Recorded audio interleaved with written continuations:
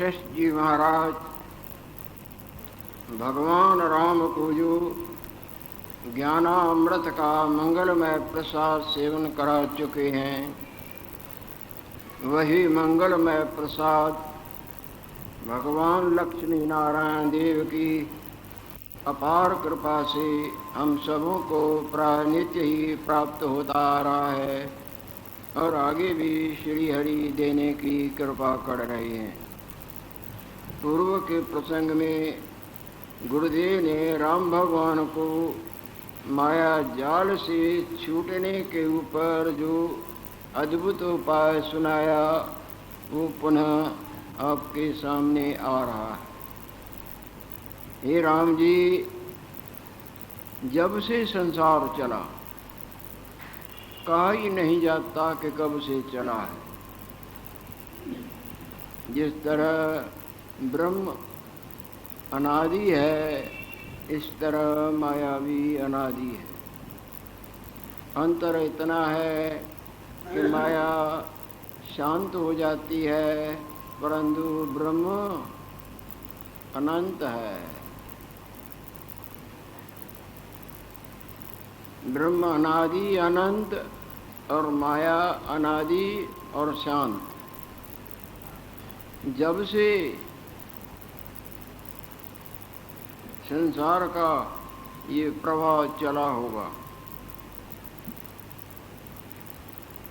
जिस तरह समुद्र में कोई बुदबुदा उठ खड़ा हुए, इसी तरह आत्मा रूपी समुद्र में ये मिथ्या अहम वासना रूपी बुदबुदा उठ खड़ा हुआ है।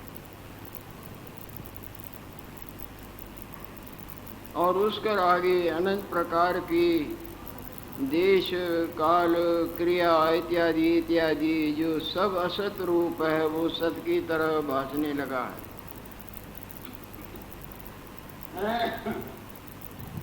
इस तरह जान के सब प्रकार की आसक्तियों और संगों और वासनाओं का त्याग करके विचरो।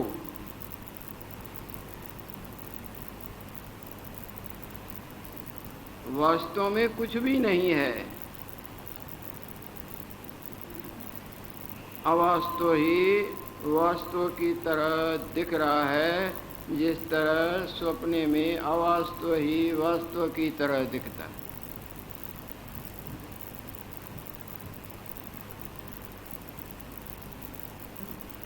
संसार के माया के जितने भी उतार चढ़ाव हैं, सुख दुख, हर्ष शोक, राग द्वेष आदि, इनका त्याग करके विचरो, तब तुम माया जाल से मुक्त हो जाओगे, वरना ये माया बड़ी ही दुस्तर है।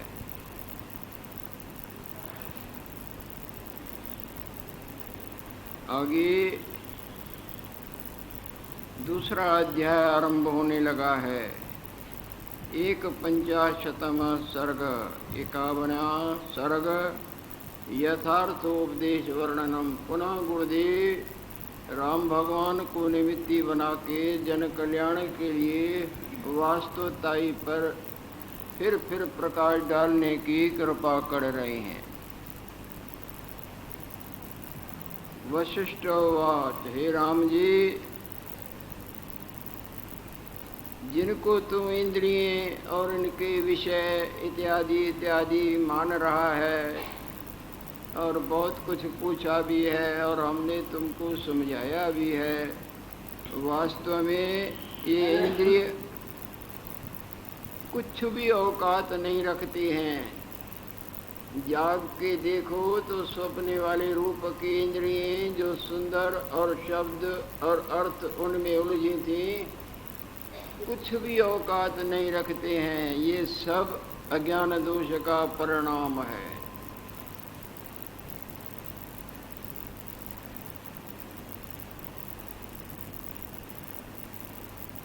वास्तवते इंद्रियादिक गण कछ उपजे नहीं। जब तुम्हारे हृदय में वास्तवताई का बोध होगा तो अवास्तवता रहेगी नहीं। जैसे जब आप जागृत रूप में आते हैं तो स्वप्ने वाला आप और वो जानना मानना देखने पाने की इच्छा रहती है क्या? तब पर पानी फिर जाता है ना।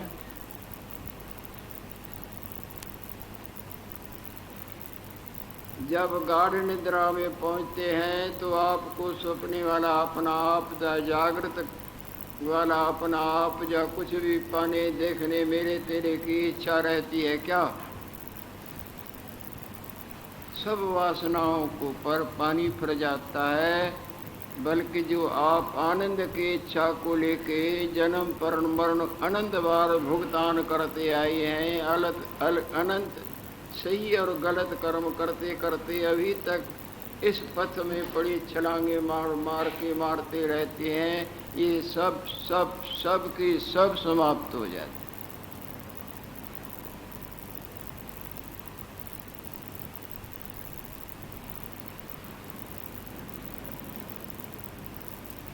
वास्तव ते इंद्रियात के गण कछ उपजे नहीं। जिस तरह आदि कमल से उत्पन्न हुए भगवान ब्रह्मा जी, उसकी उत्पत्ति मैंने तुझको आगे सुनाई है, सो तो तुमने सब सुना है। जिस तरह आदि जीव पुरुषकार ब्रह्मा जी उत्पन्न हुआ है,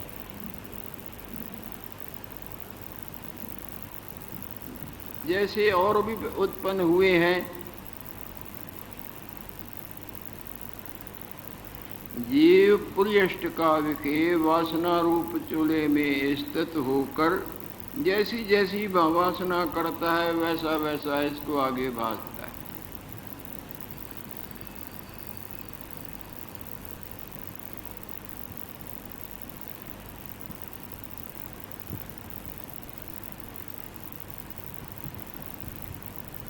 फिर जैसी जैसी वासना करता है तैसा तैसा भासता है,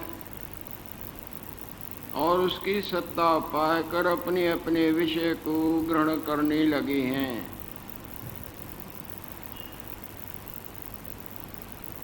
सच तो ये है कि इंद्रिय ही कुछ नहीं,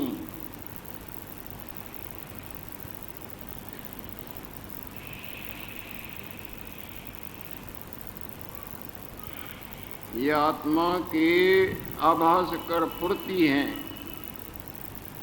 जिस तरह अंधेरे में रस्सी में सांप अंधेरे कर फुरता है और भयभीत करता है,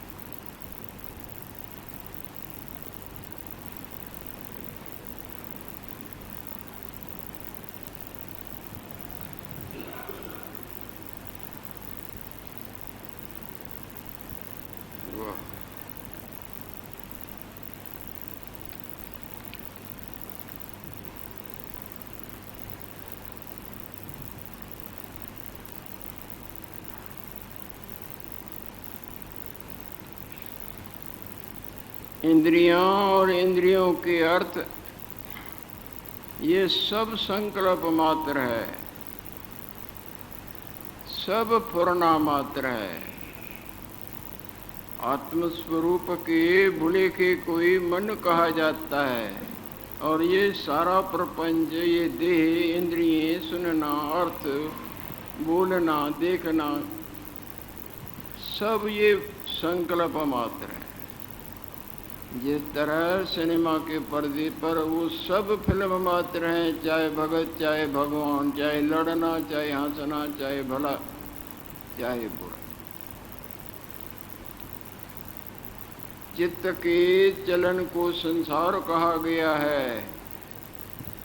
जहाँ चित्त की चलन वहाँ संसार होगा।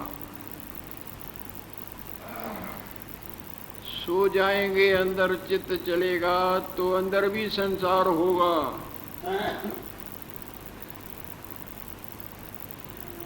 और चित्त के चलन का पासा बदल जाएगा तो जिधर होगा उधर संसार भासेगा। अब चित्त का पासा इधर बदला हुआ है तो ये संसार और शब्द अर्थ भाषा। चित्त से छुटकारे पाने को ही मोक्ष कहा गया है। सपने के संकल्प से छुटकारे पाने कोई मुक्ति कहेंगे या और कोई मुक्ति वस्तु भी होती है। न बस पृष्ठे न पाताले न भूतले सर्वाशा संख्ये चेतख्ये मुक्ति मोक्ष्यति उच्यते।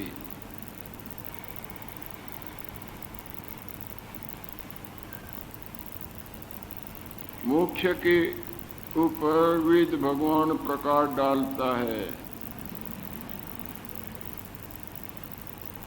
आसमान में रखी हुई कोई वस्तु नहीं, या वहां जाके बैठना उठना नहीं।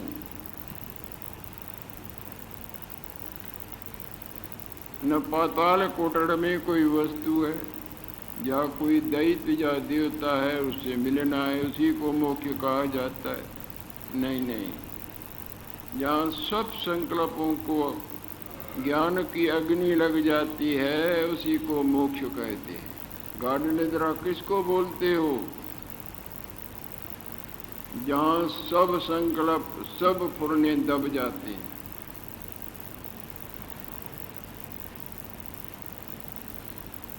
इसी तरह जहाँ सब प्रकार की वासनाएं, जिनका मूल ये मिथ्या अहम वासना है,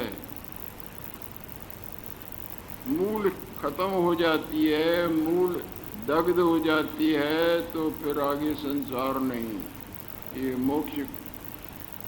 मोक्ष रूप होते भी बंधन का भुगतान भोगता था, वो बंधन का भुगतान खत्म हो जाता।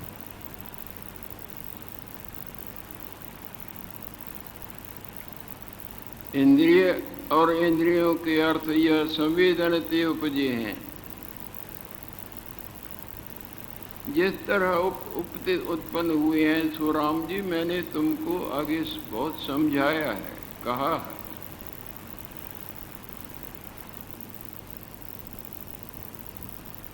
शुद्ध जो संवित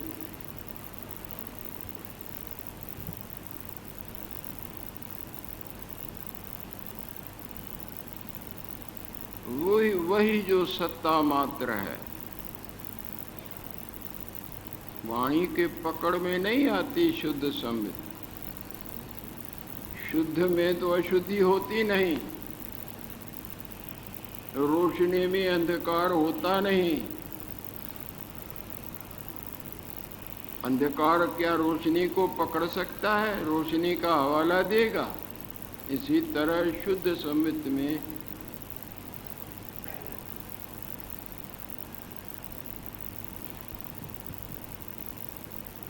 शुद्ध संवित सत्ता मात्र की जो ये मिथ्या अहम मैं का उल्लेख हुआ है, इसी को संवेदन कहते हैं, पूर्णा कहते हैं। वही जीव रूप है, वही संसार रूप है।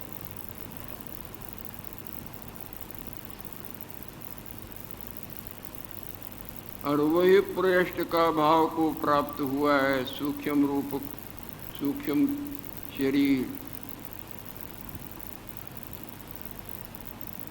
जो 17 तत्वों का होता है। पंच प्राण मनोबुद्धि दशेन्द्रिय समन्वितम, ये अपंचीकृत भूत हो तम सुखमांगम भोग साधन।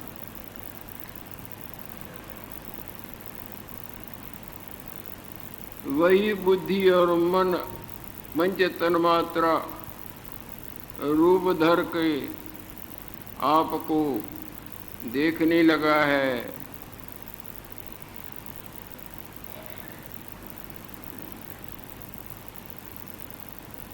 ये संवेदन से फुरने से उत्पन्न हुई है।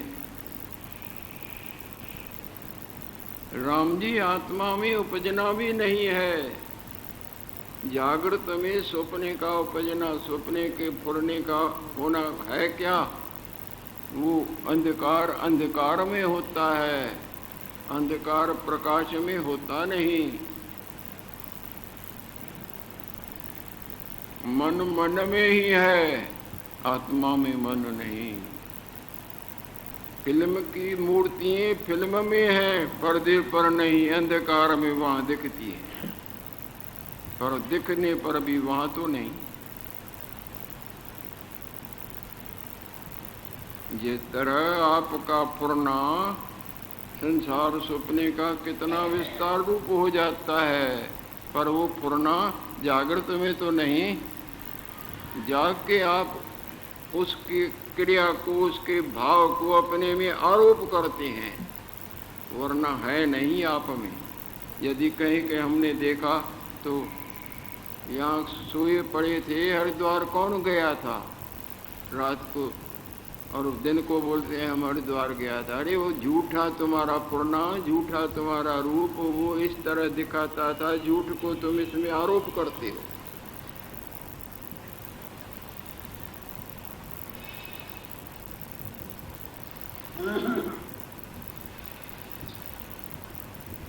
आत्मा विखे उपजना कुछ भी नहीं।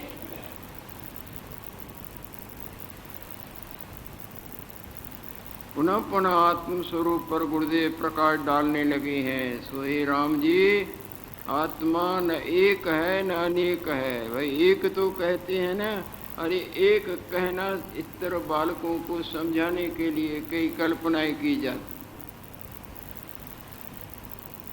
यदि उसको एक कहेंगे तो वो मन के पकड़ में आया ना कि एक है, तो फिर दो भी हो जाएगा, तीन भी हो जाएगा। उसमें मन का ही अभाव है, तो एक कैसे कहा जाए? न एक है न अनेक है।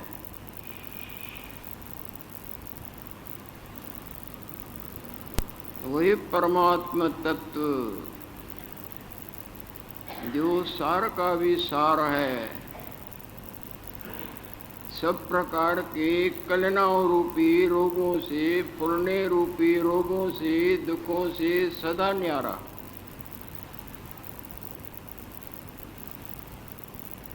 उसका पाना भी उसी में ही है।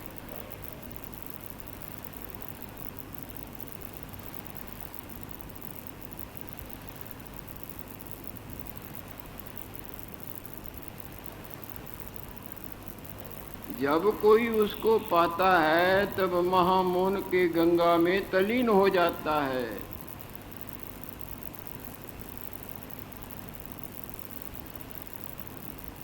दम भरने वाले झूठा दम भरते हैं। अंधकार प्रकाश को देख के कहे कि मैंने प्रकाश देखा है, तो झूठा दम भरता है ना। सपने वाला दम भरे कि मैंने जागृत को देखा है, मैंने कईयों को जागृत दिखाया है, तो झूठा नहीं क्या सच्चा है? जागृत में उसका कोई अस्तित्व ही नहीं।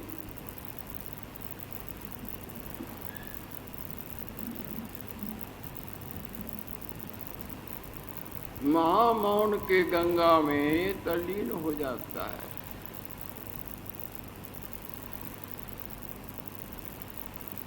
जैसे कोई आपका फुरना कहे कि मैंने गाढ़ निद्रा को देखा है, अरे तेरे तू था ही नहीं वहां, तुमने क्या देखा? जानत तुम्हें है जाई। कुछ भी नहीं पाना है और सब कुछ पाना है।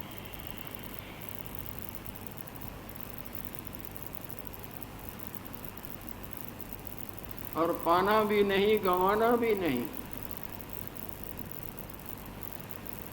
ये कैसी अटपटी बात।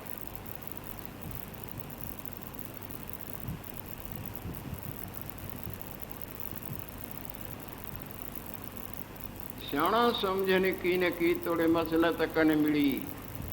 क्या ही आपस में खूब दलीलें दोहराते रहे, पोथियों की, अनुभव की, सुनी सुनाई और पढ़ी पढ़ाई टेढ़े मेढ़े की, पर समझ न पा। मूर्खों का तो क्या कहना। मूर्ख तो इस संसार के भोग विलास पर मुक्ता रूपी गंध के दरिया में बहते ही रहते हैं। कई चोले पहन पहन के, जैसे कोई गोता खा के फिर निकले और फिर गोता खाए और निकले और फिर गोता खाए, इसी तरह कई चोले बदल बदल के, जानवर के, पशु के, पंखी के, मच्छर के, सर्प के, गधे के, देवता दैत्य के पहन पहन के फिर इंद्रियों के शब्द स्पर्श रूप रस रूपी कीचड़ के दरिया में डुबकियों पर डग लगा लगा लगा लगा के मरते जन्मते घूमते।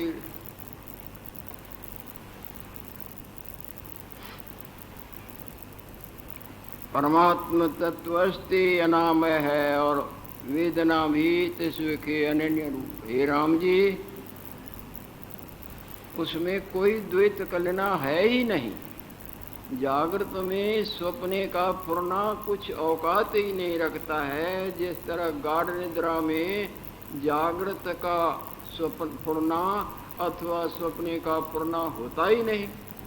यदि कोई भी फुरना है तो गाढ़ निद्रा कैसी। सब प्रकार का मनन रूपी मामला समाप्त हो जाता है। जैसे प्रज्वलित अग्नि में कितने भी तनिके आवे वो समाप्त हो जाते हैं।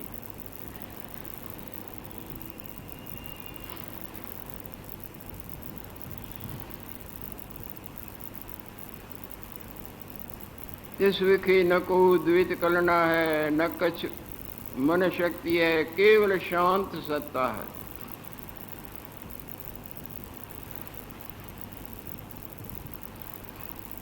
यहाँ परमात्मा के रूप पर गुरु महाराज प्रकाश डाल रहे हैं। इस विखे न को द्वैत कलना है, दूसरा कोई फुरना है और न कोई मन है, केवल शांत सत्ता है, जिसको परमात्मा कहते हैं। समझाने के लिए संत जन और सदग्रंथ जिस तरह गूंगा इशारों से रस को लखाता है, इसी तरह संत जन और सदग्रंथ परमात्मा के रूप को लखाते।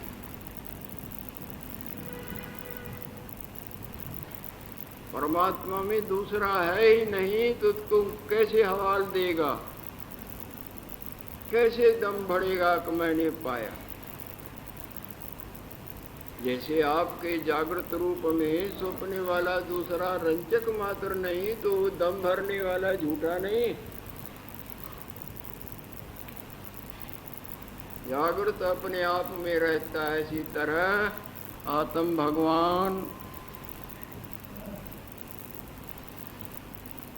किसी कलना का, किसी संकल्प का, किसी फुरने का, किसी मन इंद्रिय इत्यादि का रंचक मात्र भी विषय नहीं।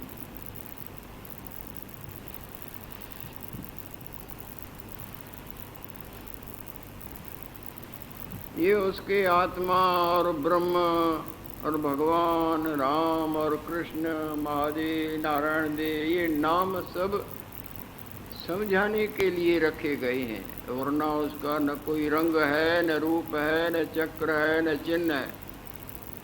रूप न, संत भगवान बोलते हैं अपने पुस्तक में, रूप नहीं और रेख नहीं, कोई चक्र नहीं, कोई चिन्ह नहीं, रूप न रेख न रंग कुछ, त्रिगुण तीत। जितने भी ये सारा पसारा है त्रिगुणात्मिक है, नहीं माया का रूप है ना।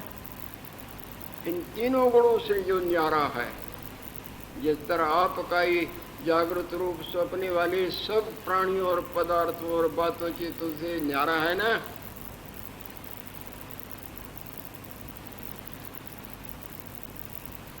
कितने भी ट्यूबलाइटें जले, कितने भी नाच गाने होए, कितना भी लड़ना मरना होए, पर्दा सबसे न्यारा है ना। हजारों आदमी मानते जाएं, देखते जाएं, बैठे रहे, पर पर्दा सबसे न्यारा सदा ज्यों का त्यों है ना। कई समुद्र में लहरें बुदबुदें झाग चक्र हवा की वजह से उठते बैठते बिखरे बैठे दिख रही हैं, पर पानी उन रूपों नामों बनने बिगड़ने से सदा न्यारा है ना, आप पे आप है ना। केवल सब कुछ वामे और कुछ नहीं वामे, सब कुछ वामे और कुछ नहीं वामे। शिष्य यह लख अद्भुत संवाद, ये मेरी आश्चर्य रूप बातें सुनो और समझो।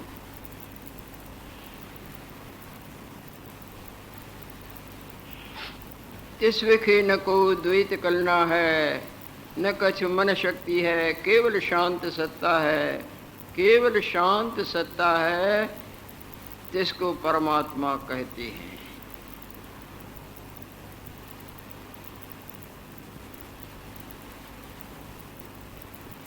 ऐसा जो परमात्मा देवों का देव आत्म भगवान है, सो मन सहित सब इंद्रियों से सदा न्यारा है। न उसमें मन है न इंद्रिय हैं। जिस तरह प्रकाश अंधकार से सदा न्यारा है, जिस तरह आपका ही जागृत अपना आप सपने वाले आप कई सुंदर रूप से और परिवार धन मेरे तेरे से सदा न्यारा है, इसी तरह आपका जो असली अपना आप है वो इस नकली माया में रूप के से सदा न्यारा है।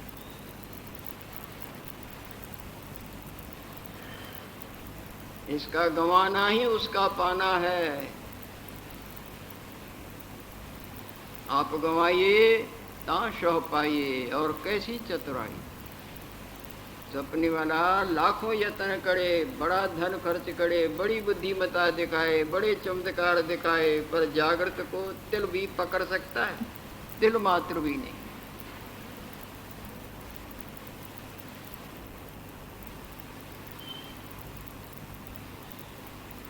सुमन से खट इंद्रियों ते अतीत है, अचेतन चिन्ह मात्र। कैसे कैसे शब्द हैं, ऐसे पढ़ते जाओ तो सिर पर जैसे बाढ़ सा पड़ता था, परंतु अंदर प्रवेश करें बाहर से जैसे भयानक गुफा हो। बाहर से कहीं जा रहे हो और गुफा आ जाए तो बड़ा भय होने लगे, और अंदर जाके देखो तो रत्नों के भंडार भरे हुए हैं।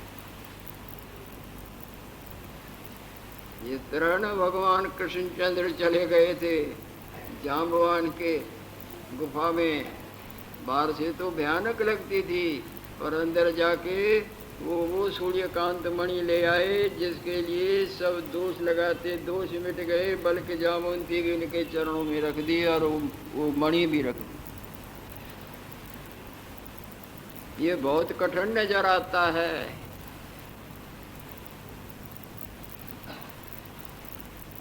बहुत कठिन नजर आता है। इसीलिए संसार के बहुत कुछ प्राणी इनकी तरफ ध्यान नहीं देते, परंतु जब आगे जाके बहुत हिम्मत करके आगे सब सहते सहते पुरुषार्थ नहीं छोड़ते और आगे जाते हैं, तो वो दैव देखता है कि ये मेरा सच्चा प्रेमी है या कच्चा है। जब बिल्कुल सच्चा होता है तो वो खुद कृपा करते हैं। अपनी दाल नहीं गलती है। God helps those who help themselves. जो अपनी मदद आप करते हैं, यानी अपने हृदय में जिनकी सच्चाई होती है और गिरते चढ़ते फिर भी हिम्मत नहीं हारते, दैव दुर्लभ दर्शन ऐसे दिखाते हैं जिस तरह आप अपने सपने वाले रूप को अपना आप दिखाते हैं। कैसे देखते हैं? आप अपने जागृत रूप को, अपने सपने वाले रूप को दर्शन जब कराते हैं तो केवल जागृत ही रहता है ना,